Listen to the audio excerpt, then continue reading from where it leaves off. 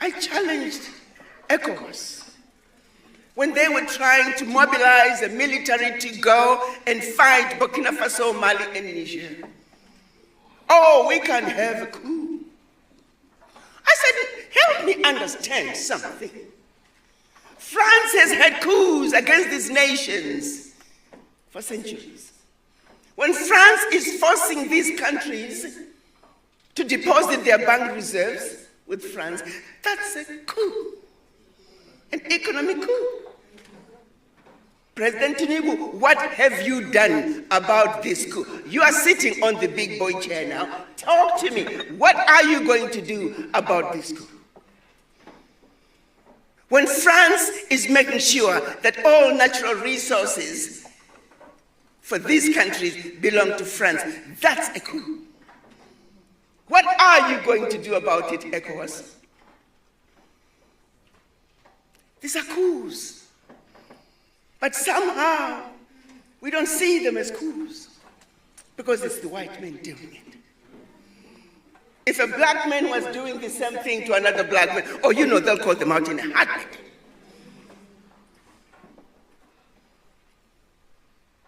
We have a serious problem as Africans. We don't even realize how sick we are with this disease. We are not just sick at home.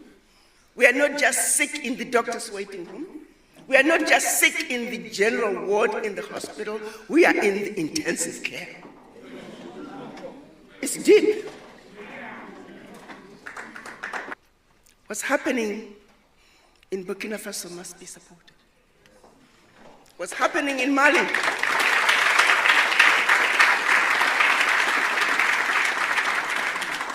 must be supported. What's happening in Niger must be supported. If you care the least bit about our future, how else are we going to get France out of Africa? How else are we going to get Britain, Germany, all those former colonizers? They're now in as multinationals.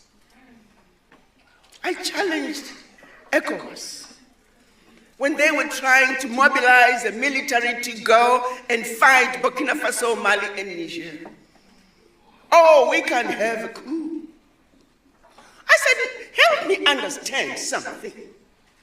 France has had coups against these nations for centuries. When France is forcing these countries to deposit their bank reserves with France, that's a coup, an economic coup.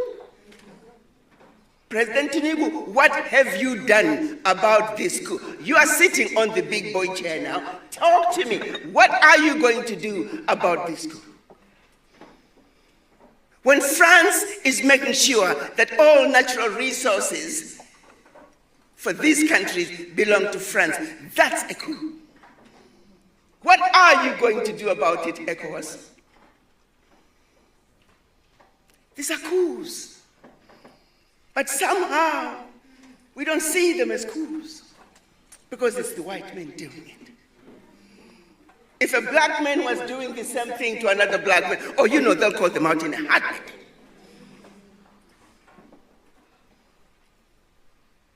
We have a serious problem as Africans. We don't even realize how sick we are with this disease. We are not just sick at home. We are not just sick in the doctor's waiting room. We are not just sick in the general ward in the hospital. We are in the intensive care. It's deep.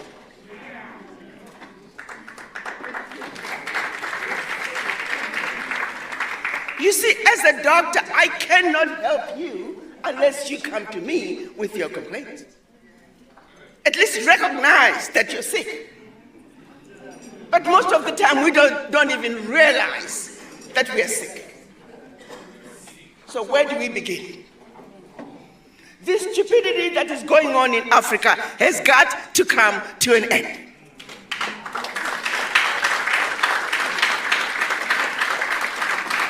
And you can't expect those who put us in positions of servitude to get us out. It's not going to happen. So the question is, when is the African going to wake up? The African is stupid in Africa. The African is stupid in America. The African is stupid in South America.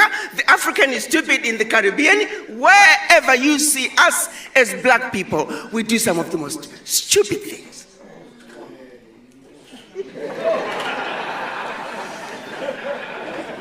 You go into neighborhoods.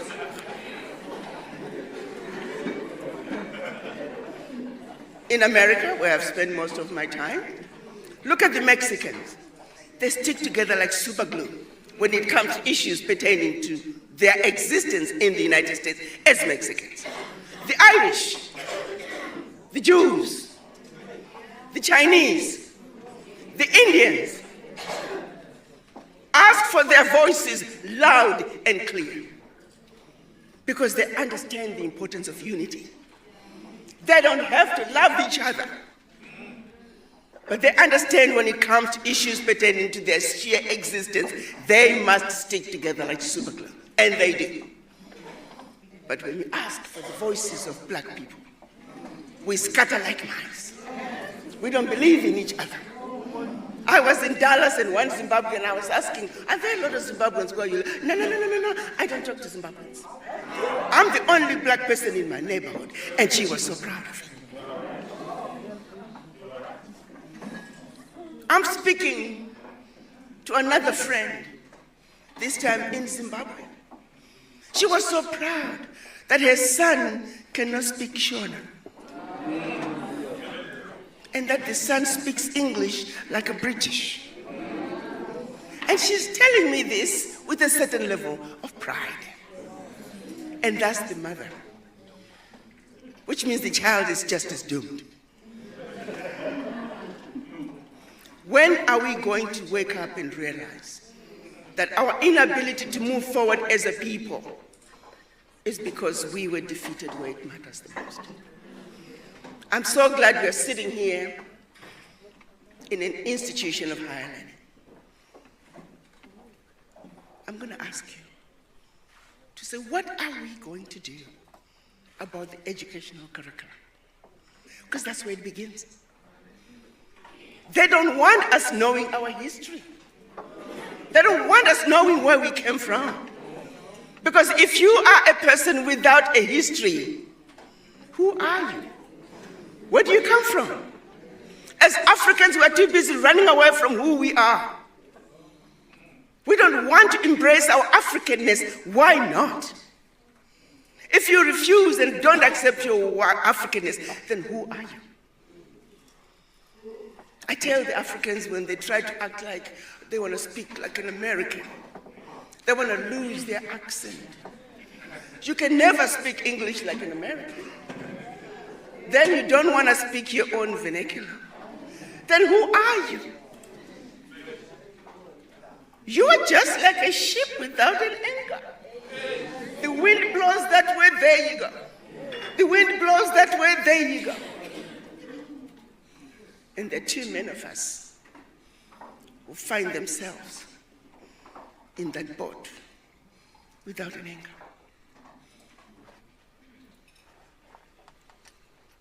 What's happening in Burkina Faso must be supported. What's happening in Mali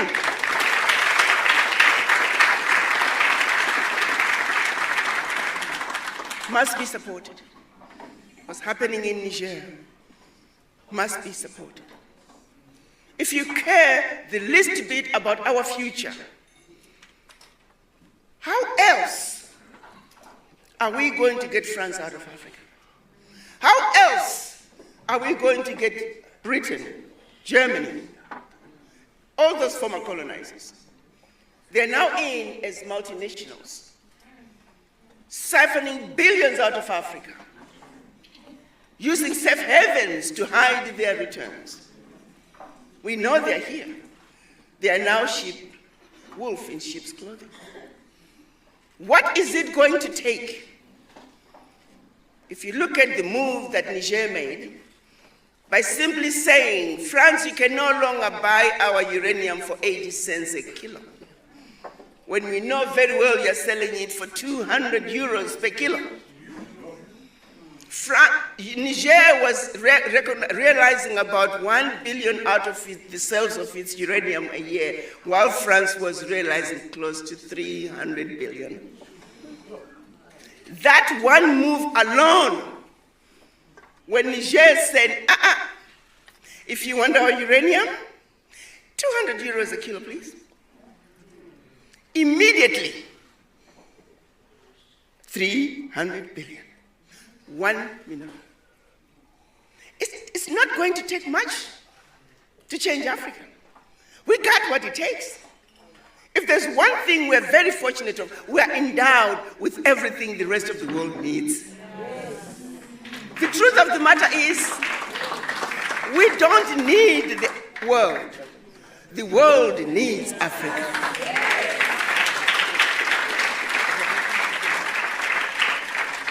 But do we really know that and believe in it and are ready to stand up and proclaim who we are?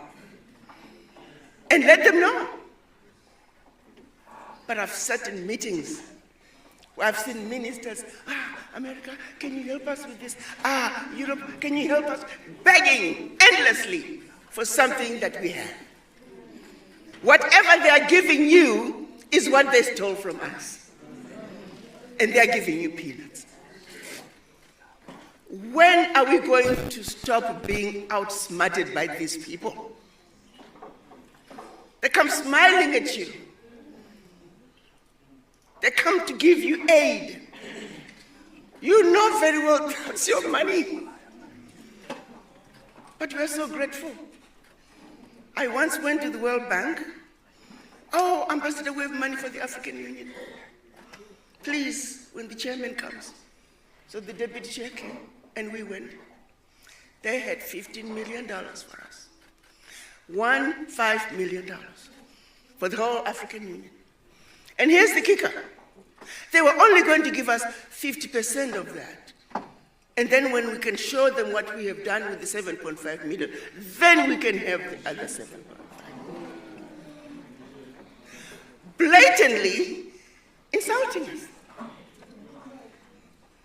And I'm not supposed to say anything. I got my deputy chair, so I need to shut up. But I asked to go to the bathroom. And I called the chair. I said, could you please come down the hall? I said, let's not take that money. I don't know about you, but I feel highly and royally insulted. Treat you like a child.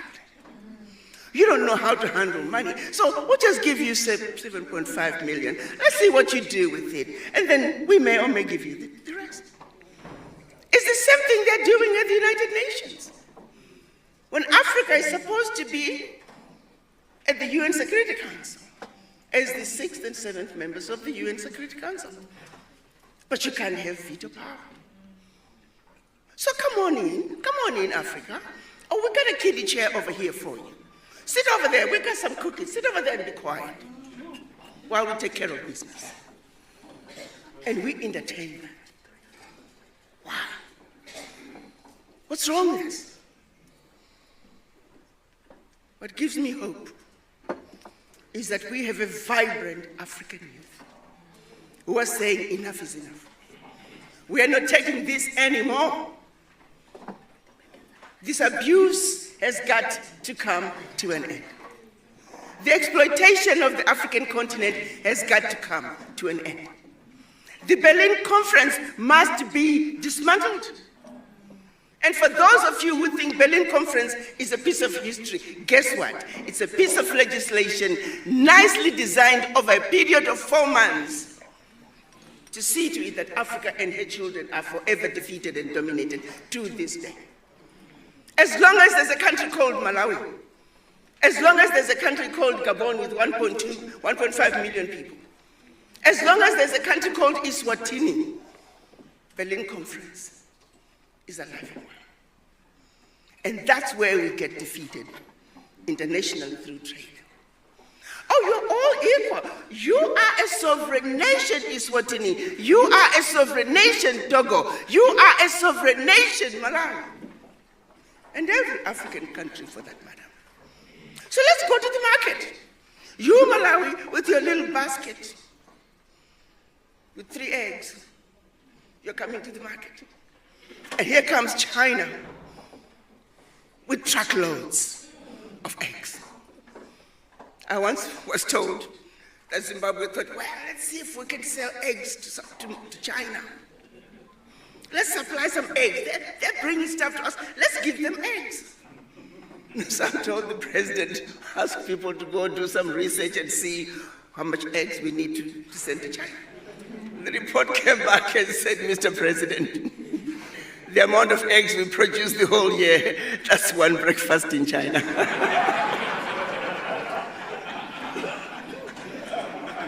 So you want Zimbabwe to go to the market with China and sell eggs? That's David and Goliath. And it was all by design. As long as we remain as the little-bitty economies that we are today, we are forever getting our rear ends kicked.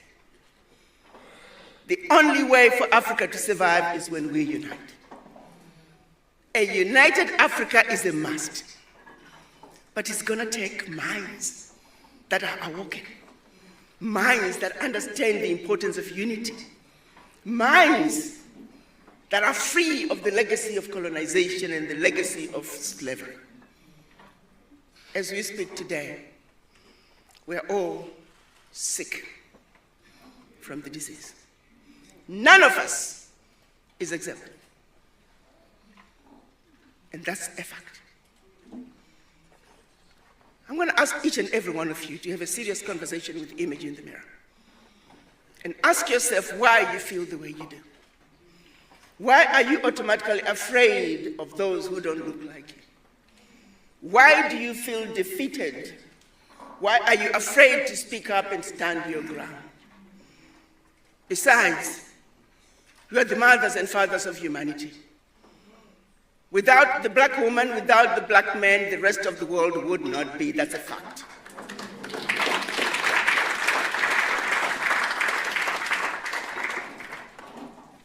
We civilized the world. They came to Africa and stole everything that they never had. Came back with what they stole from us and made us believe that they gave it to us. Timbuktu. Egypt. The Greeks, when they needed to be trained, where were they sent? To Egypt. Because it was already there. We're already doing it. But they want the history to start from here, so we don't talk about what happened before. My brothers and sisters, we are inheritors of an amazing continent. South Africa is an amazing country. We have people like Nelson Mandela, Walter Sisulu, our very own president. People who suffered and sacrificed everything for this country to be free. Why are we trying to disrespect them and go back? South Africa should lead the way. Nigeria should lead the way. Kenya should lead the way. We have countries that should lead the way because they have what it takes to take Africa where Africa needs to be. But let me also add that the leaders cannot do it alone. I don't care what ideas President Zuma had. If we are not ready to implement those ideas and think he can do it as leadership alone, it's not going to work. I was discussing the issues of the quote-unquote coups in Burkina Faso, Niger, and Mali. One African said, but Ambassador, why do we have to do coups to change government? Why can't we just do like the Chinese do? I said, son, let me ask you one question. During the pandemic, the Chinese built a 10,000 square foot hospital bed in 1 week. Are you Africans ready to do that? The Chinese are willing to work non-stop to do what needs to be done for the sake of country, for the sake of nation. We're too greedy, too selfish to do that. I said, son, Until you start having the mind of a Chinaman, you can never be like a Chinaman. We have some serious introspection to do. We have some serious thinking to do. We're not asking you to love each other. We simply understand. We want you to understand that while there is a certain level of camaraderie that exists in other races, there was a strategy put in place to make sure that we remain divided and conquered. Fear was intentionally instilled in us, so we will be forever fearful for nothing, but we're just afraid. There's another book I want to recommend to all of you. It's called The Making of a Slave, the Willie Lynch Letters. Willie Lynch was a slave owner from the Caribbean. He had come up with a way of training his slaves so they will remain submissive for generations to come.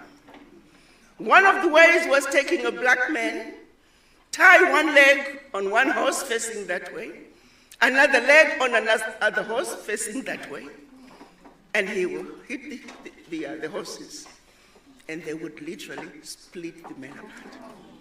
In front of his children, in front of his family, in front of other black people and other slaves. And he particularly wanted the pregnant women. Why? That would be passed on, that fear would be passed on to even the unborn child. So it is, over 400 years later, we almost underwent a genetic mutation of sheer stupidity. We were programmed to be afraid. We were programmed to almost be stupid and just do stupid things. The things that we tolerate, no man in any other country would tolerate. But we do. It's going to take all of you. The students, you are our future. We're counting on you. We're a lost cause. I feel encouraged when we have young people like our moderator. Young people who are awoken. Young people who are saying we can no longer continue to be lied to anymore. We know the truth. Is South Africa ready? Is South Africa ready to lead the way? To stand up and say enough is enough? That we can no longer continue to be exploited. We can no longer continue to be treated as second-class citizens in our own land. The future is bright. If only we could understand that the power is in our hands. Yes, leadership has a lot of role to play, but we have a bigger role to play as citizens. Let's believe in ourselves. Let's stand up for what's right. Let's let the world know that we are the inheritors of the most amazing continent. But they can no longer continue to allow our resources, our inheritance, to fund the educational systems in their countries, to fund the healthcare systems in their countries, to fund the infrastructure development in their countries, while we are languishing in poverty. And they have the audacity to tell us that we're poor people. How dare they?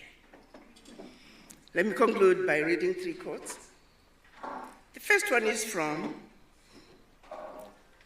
former President Jomo Kenyatta. He said, when missionaries arrived, the Africans had the land and the missionaries had the Bible. They taught us how to pray with our eyes closed. When we opened them, they had the land and we had the Bible.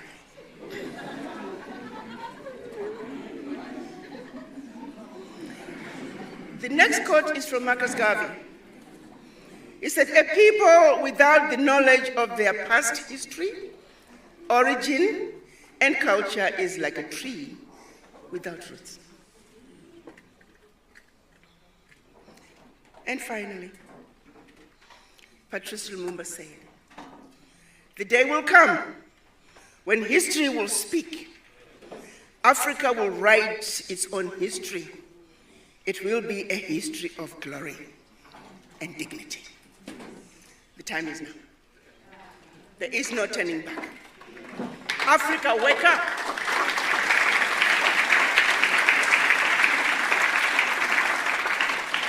The issues of justice, equality, we understand them. Our ask as Africans is a simple one.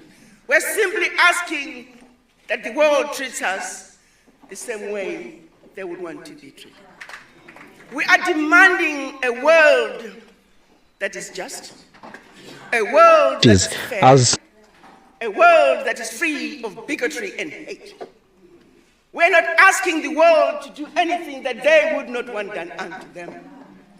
So our ask is a very simple one. I need each and every one of you, after you've had a serious conversation with the image in the mirror, to stand up on top of the tallest mountain, look in the mirror, and tell the world that we are the proud, the beautiful, the intelligent, sophisticated, highly adaptable, and totally indestructible Africans. My name is Arikana Chihombori, a proud mother of 5 and a grandmother of 7 and 2 on the way.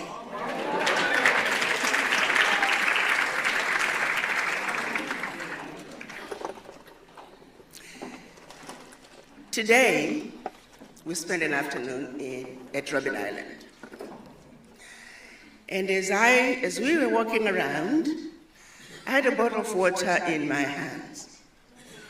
And my sister, Honorable Minister Sisulu, leaned over to me and she said, "Take it easy on that water. We don't have female facilities at Robben Island." I said, "What? 2024, 30 years since independence, there are no female facilities at Robben Island. What gives?" Her comments reminded me, for when I went to Ghana, speaking at the University of Cape Coast, I stayed at a beautiful hotel. When I walked into the room, right above the headboard was a humongous photograph of Queen Elizabeth. And I thought to myself, now I am going to go to bed tonight with the shadow of Queen Elizabeth hanging over me. What kind of dreams was I going to have that night?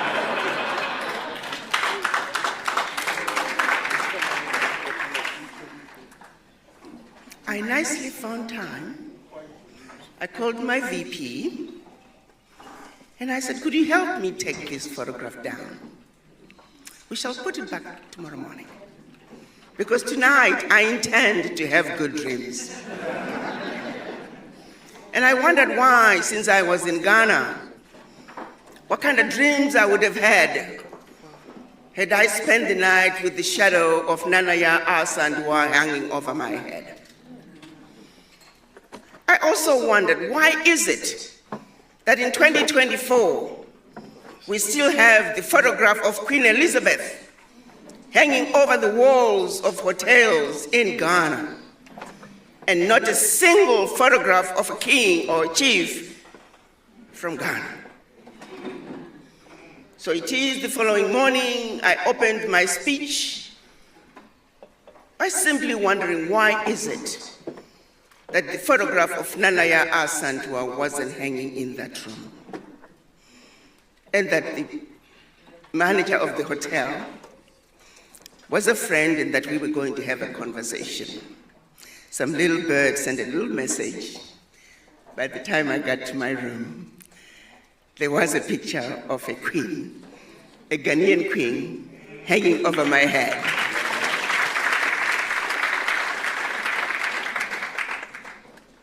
In 1963, our Pan-African fathers, at the invitation of Emperor Haile Selassie, met in Addis Ababa, Ethiopia, to discuss the building of an Africa that spoke with one voice, the building of an Africa that was united, the building of an Africa that had a single currency, a single monetary policy, a single military, an Africa that should be, an Africa that was once upon a time.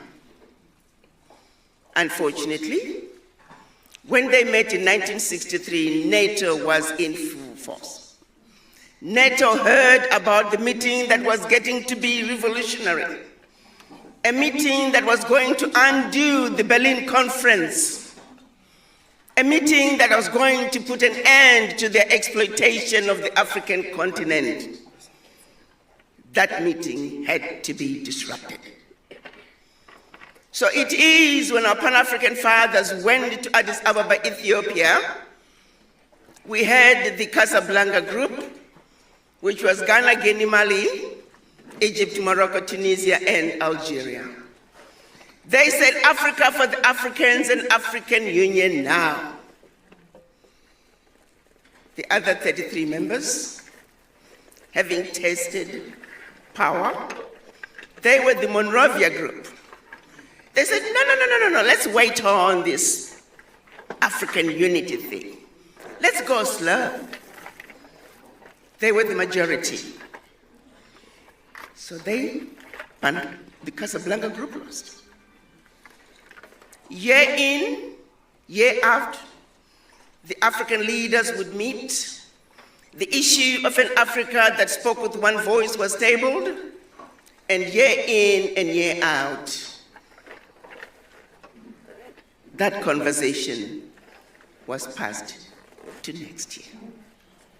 Fast forward 2024, we are still going slow at the African Union. The question is, our leadership is fully aware of the pillars of development. Our leaders are fully aware of the enemies to Africa's development, and yet somehow they're incapable of addressing them. We know when it comes to West Africa, the document that African countries were made to sign as they attained their quote-unquote independence, the document that's labeled the Pact for the Continuation of Colonization. On one hand, we are giving you your independence, but on the other hand, we want you to sign this document, agreeing to continue to be colonized.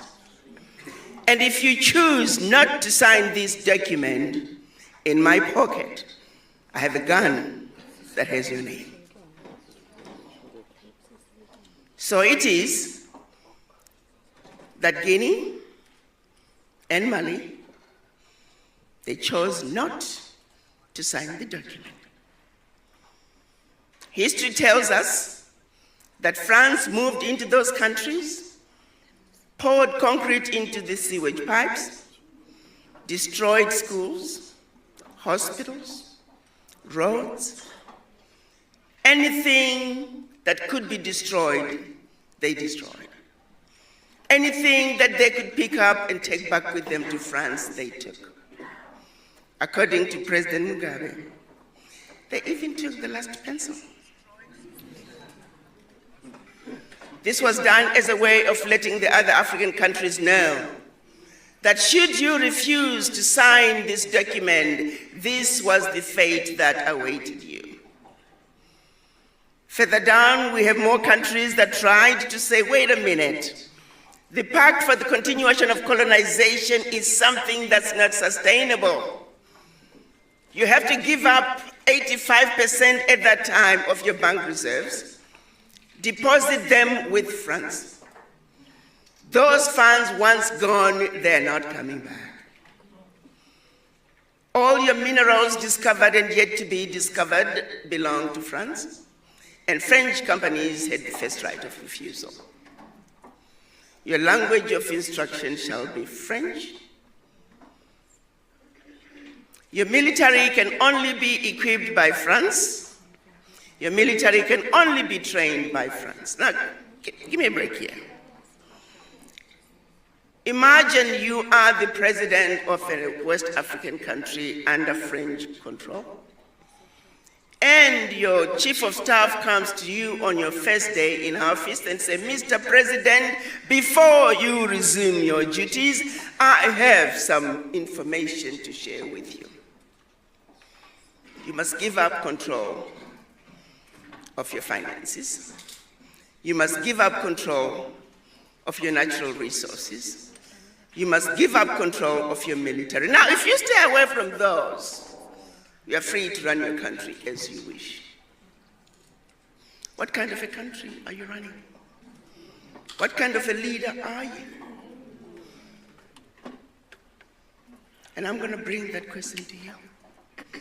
To this day, those African countries are still required to deposit their bank reserves with France. Now, the numbers have gone down some. They're down to the 50, 55, 60. But by and large, with the exception of Burkina Faso, Niger, and Mali that said, France, pack your bags and go home. The rest of the African countries are still subjected and held to the Pact for the Continuation of Colonization.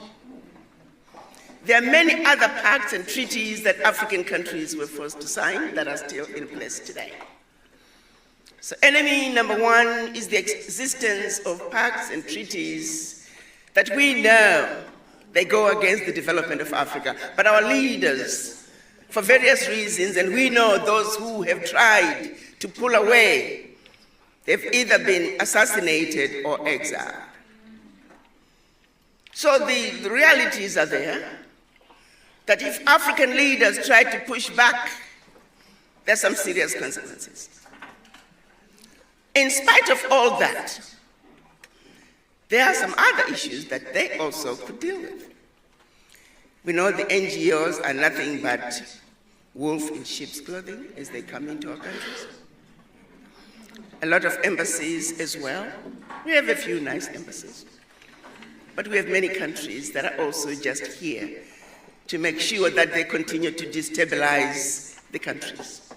They make sure that the elections are forever interrupted, so they can continue to further their agendas within those respective countries. But also, there are things that we can do something about. You take, for example, our educational system. Why is it that we are still using colonial textbooks? What is keeping the Minister of Education from changing the curriculum? Nothing. Except just maybe the Minister of Education feels that the more they study European history, the more affluent they're supposed to be.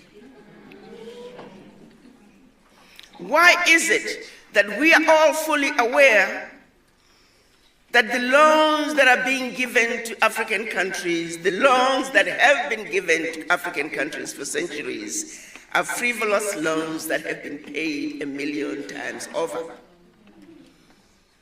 We also know very well, for those of you who have not read this book, Confessions of an Economic Hitman, if you have not read that book, I urge you to read it. This is a former CIA who was himself an economic hitman, who in his older years, he says, the evils, the crimes that I've committed, I cannot lie down in my grave. So he speaks truth to power. He's talking about what he did, the games they played to force African countries to get loans to build a dam that should cost, for discussion purposes, 100 million. But he was encouraged to come up with figures to make that dam cost $1 billion. Ridiculous amounts. And then World Bank would come in and offer to fund that. And the rest of the money is pocketed. Now the country is stuck with $1 billion loan for something that should have cost 100 million. I encourage all of you to read that book. So you see the games that are being played. Now we know all that. Then why is it that our ministers of finance every year, twice a year, they go to the World Bank? They know what's going on, but they say nothing. What is keeping us as Africans from coming together and speaking with one voice and letting the World Bank know, and the IMF, that we have paid for these loans a gazillion times over? We aren't paying for them no more. What are they going to do? If Africa stood together and said this wrong must be righted, what are we afraid of? Why can't we just say it like it is? It is damn wrong. And it cannot continue.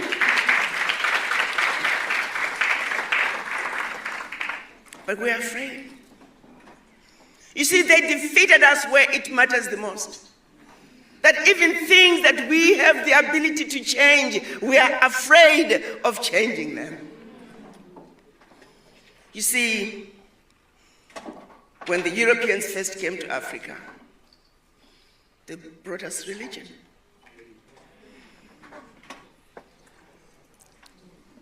We went to school. They taught us about the colors: orange, yellow, green, white. And then we went to church. And they taught us about a human being called Jesus Christ. And they talked about the angels, and they talked about who are in heaven, a place we all want to go to. They're beautiful, they're angelic, they're desirable. And oh, by the way, they're white. And oh, by the way, we are white, like the angels. But remember, in school, they told us this was white. But never mind how we look. We may look rather pinkish, but don't disregard that. We are white believers. Then they turned around and said there's something called hell. And there's a devil there. A mean creature. Ugly, undesirable, does all the horrible things, and that creature is black. And oh, by the way, you too are black. Never mind this black color that we told you in school. And so it is. A blatant lie was told to us, and we have never stood up to say that's a damn lie. I'm not black. They're not white. But never mind. You look like the devil because we told you so. We look like the angels because we told you so. So it is when a little 5-year-old black boy is given 2 sets of dolls, black dolls and white dolls. And he's asked which one is mean, he points at the black one. He's asked which one is ugly, he points at the black one. He's asked which one is nice, he points at the white one. Which one is beautiful, he points at the white one. And then when asked which one is more like you, he sheepishly points at the black one. The 5-year-old boy is defeated before his life even begins. I can tell you there is no self-respecting mother, father, uncle, aunt who sat this little boy down and said, you are black and you are ugly. But somehow, there are subliminal messages that this boy just knows it. Think about it.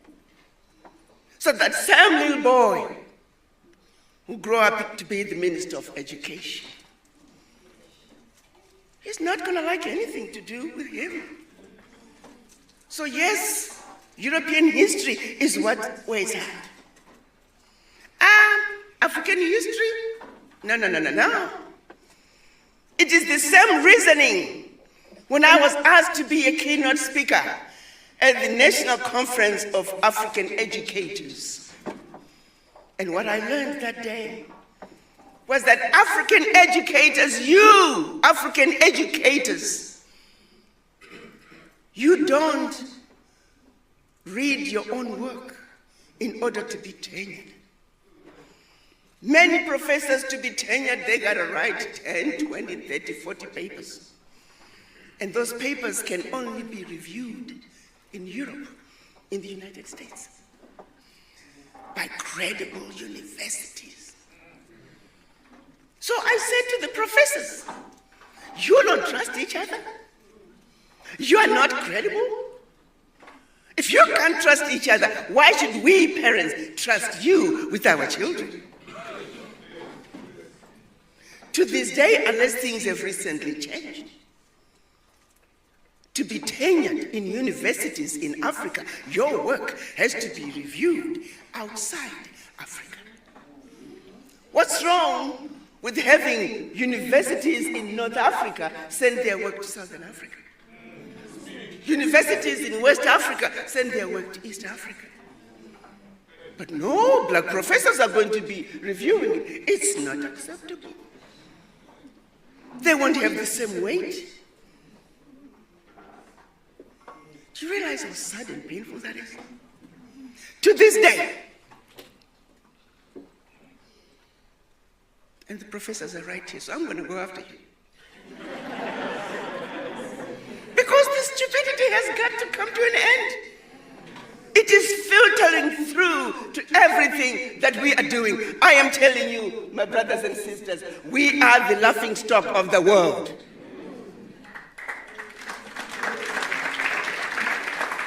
They know what they're doing to us is wrong. I was a speaker at one conference of journalists. And I asked, I said, why do you guys lie about Africa? Why do you publish stories that are blatantly wrong and you know it? And I still remember it was a journalist from CNN. He says, nobody challenges us. It's just that simple. Nobody challenges us. I can tell you, the current US ambassador to the United Nations, and I'm going to call her out. She was fired by President Trump when I was going to Washington. She used to come to my office, and she would say, Ambassador, talk to the ambassadors. They need to speak up. When she was the former Assistant Secretary of State for African Affairs, she said, Ambassador, I'll be sitting on this side with the American side, and there'll be the Africans over there. She said, if they could just say some obvious things that would help her come back and make decisions and recommend certain changes. But the Africans don't speak. She said, tell these ambassadors to speak up. Why are we afraid? Because we were defeated where it matters the most, the mind. So no matter how hard we try to change our Africa, until we heal from the legacy of colonization, nothing we try to do is going to succeed. If we don't heal from the legacy of colonization, we will continue to be used as instruments of our own self-destruction. Who are we as Africans? What do we stand for? Viva Africa! Viva Africa! Viva! A luta continua.